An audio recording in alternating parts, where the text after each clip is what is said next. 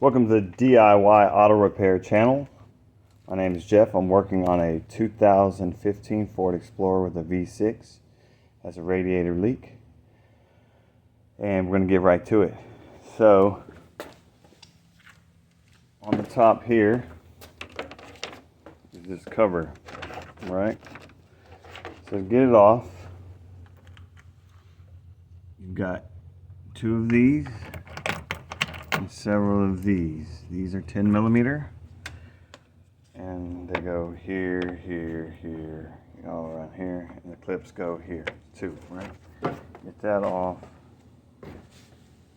Access to this, and now this can move freely.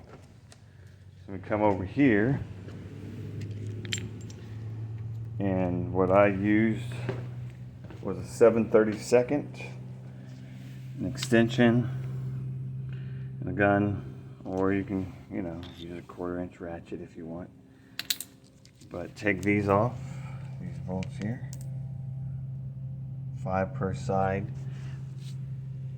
1, 2, 3, 4, and once this, you don't have to take it all the way off. It's about there. There's one in here that keeps this in. Okay. Same on both sides. But then you're gonna go under here.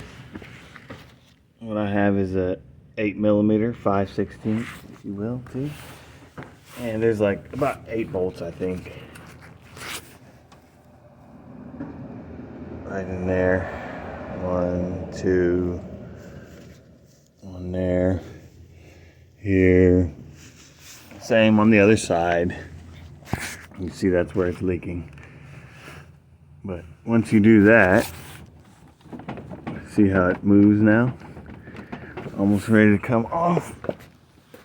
I've already got this side done as well.